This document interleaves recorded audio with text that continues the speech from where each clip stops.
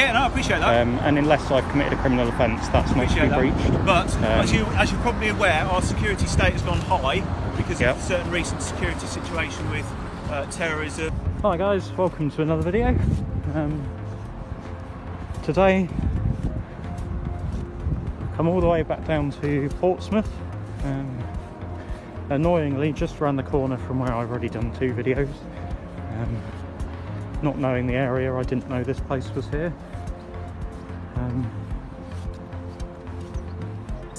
But some of you might recognise it from Panaki News.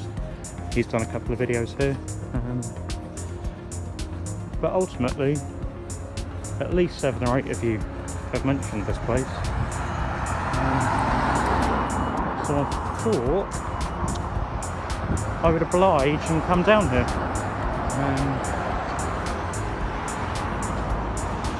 So yeah, it's one of these brand new kind of investigation centres that they build.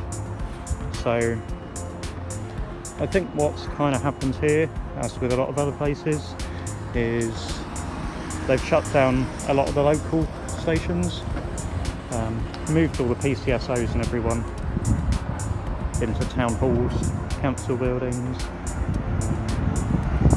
and then all kind of the real police, if you like, investigators and things, all work out of main buildings. It's got a beep and a wave from someone. Yeah, I mean, we've got some police having a bit of a vape break. Yeah. So let's see.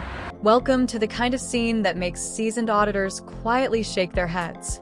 We're outside a modern investigation center, one of those hubs where local policing has been pulled off the street and stacked into offices. From public ground, filming is generally permitted, but the building's sensitivity means someone inside is almost certainly watching, weighing whether to ignore the camera or step in. That hesitation you can feel is the gap between procedure and power, and it's exactly where these encounters begin. If we can get any good footage here.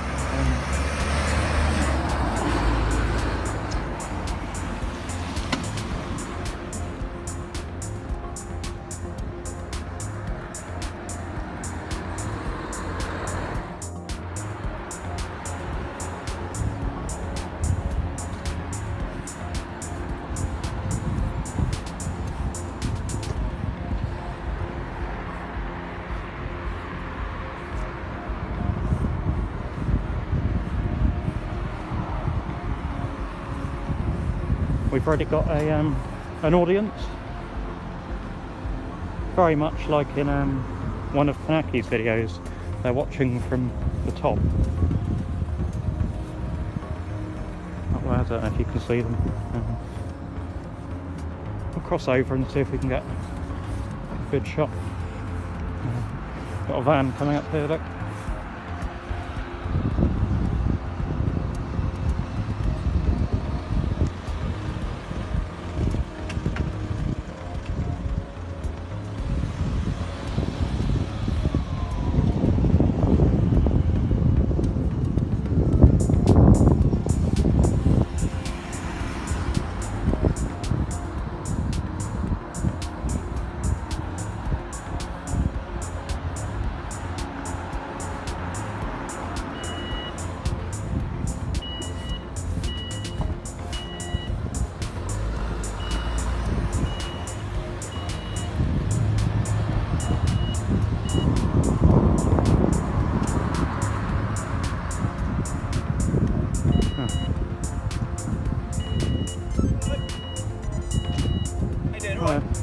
Alright, thank you. I'm just wondering why you're filming the police station. Just out of interest. I'm a journalist, so I'm gathering footage for a story. Yeah, no, that's fine. I understand that. That's fine. I'm not making an issue of it. Obviously, can you just uncover your face for me so I can see you on my camera? I'm 2 metres away. That's absolutely fine. I'd rather not, because I'm not obliged to by law. Okay, the problem is that with somebody with a face covering, and I appreciate that we have the COVID situation now, okay, you are outdoors, you don't have to wear a face covering outdoors, and the problem is you are filming a police station, which is obviously a building which is sensitive. There is nothing to say you can't film it, Here's the first legal misstep. The officer fixates on the face covering and demands identification. In practice, there's no general obligation to provide ID unless you're under arrest or driving. The officer is treating his curiosity as authority, which is a common error. When police start asking questions they have no legal right to ask, the safest response is calm refusal, and that's precisely what happens here. But for my own purposes, do you have any identification with you? No, You don't have any idea. What's your name, please, then, sir? I don't need to give you that. Okay. You have to understand that if I don't have to provide something, I'm not being difficult on purpose. No, I'm It's not just either. But I'm making perfectly valid questions about what it is. from your point of view, I can see that, but I only work within the parameters of the law, Okay. which I'm sure. I mean, I've got all the legislation in my pocket. Okay. And for what organisation are you filming? You said you're a journalist. So I'm an independent journalist. Okay. And where will this footage be going? Depends. Pardon? Depends. It depends. Yeah. Okay. Obviously, you are filming outside a police station. Yeah. You don't have to wear a face mask. There is no legal obligation on you to wear a face mask. And because you are filming outside a police station, there are obviously sensitivities around that. If you don't mind, just remove your face mask. I don't have mine on. Okay. Yeah. It's on your camera. You're on my camera, and then I've got your face on my camera, and everybody's happy. All right. Yeah. I won't be happy Why not? because I don't have to do it by law. Okay.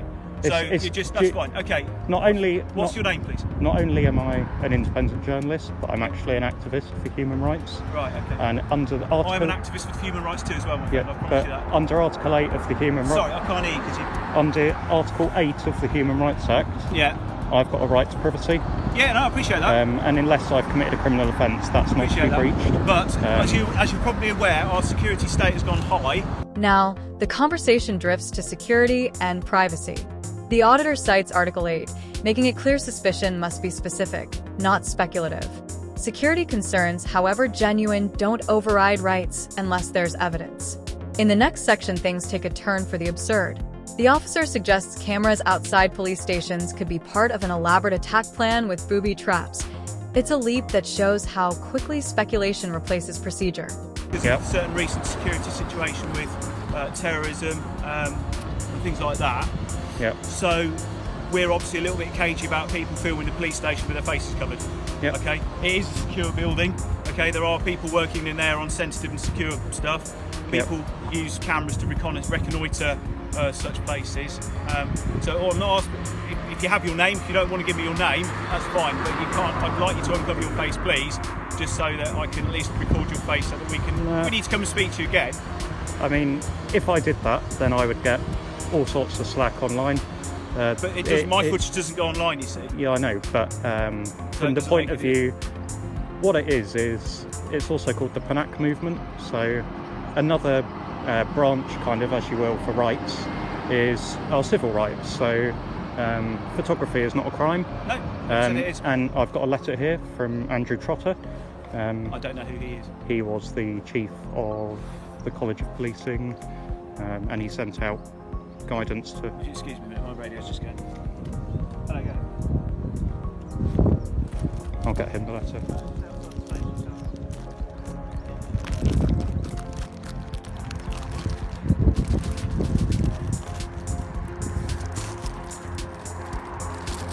Yeah, no, I'll just speak to him. We'll show him the letter and then see what he makes of it. Sorry, say again.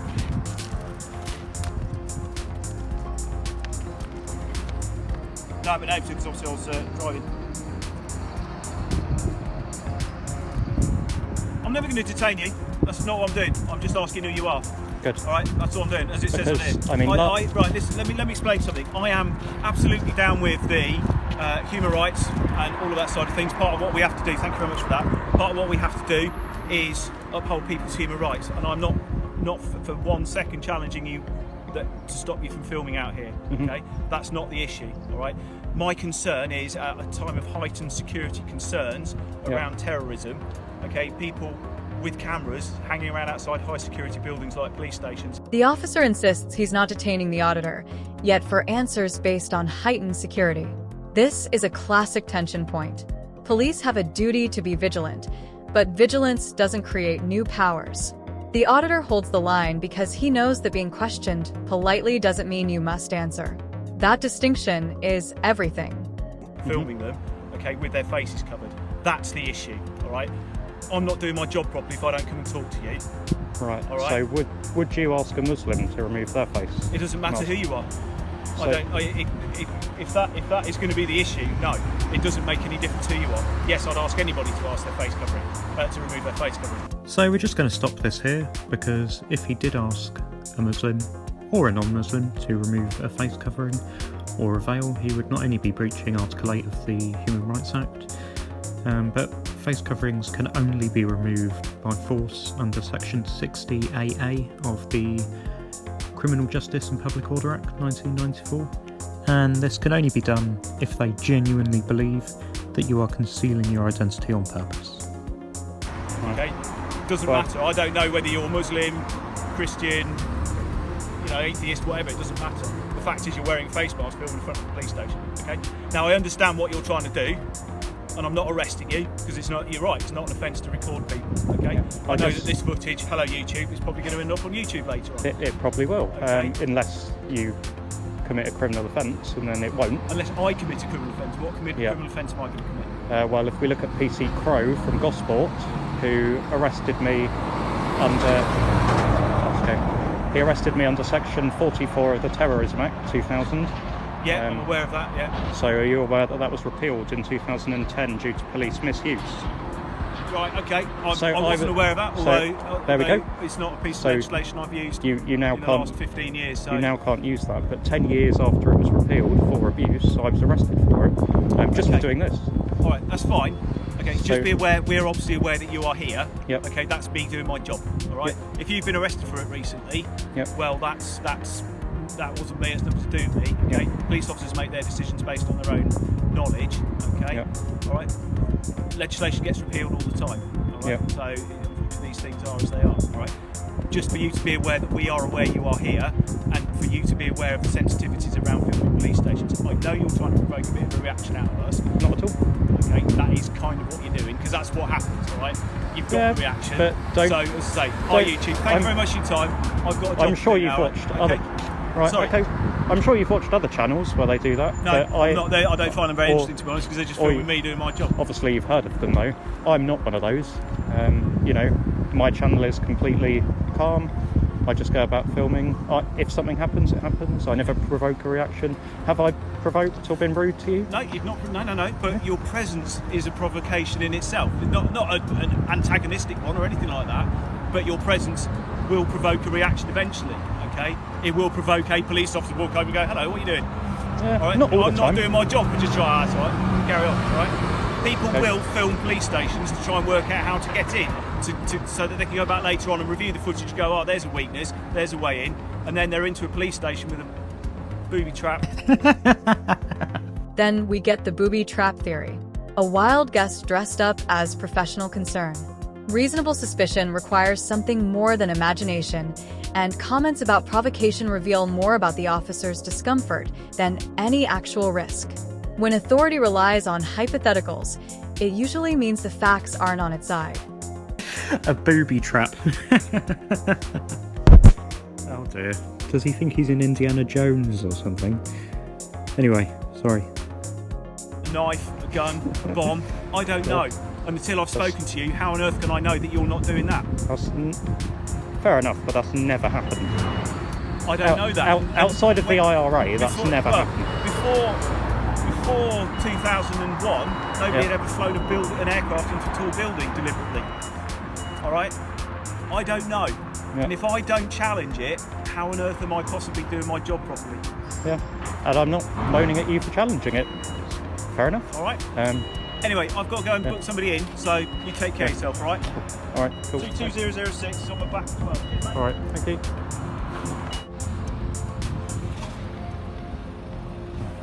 Yeah, just to clarify, I did not remove my face covering or provide ID. The letter from Andrew Trotter did its job. Had no interest in talking to me after that. So yeah, we'll just walk around, get a few more shots, and then we'll be off.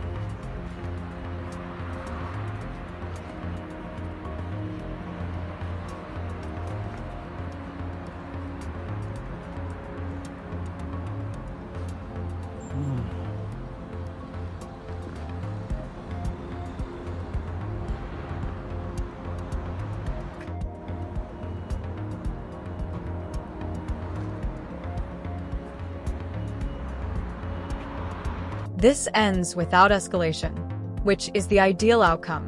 3 practical points stand out.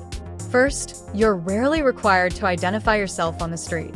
Second, carrying guidance like the Trotter letter can shut down bad arguments quickly.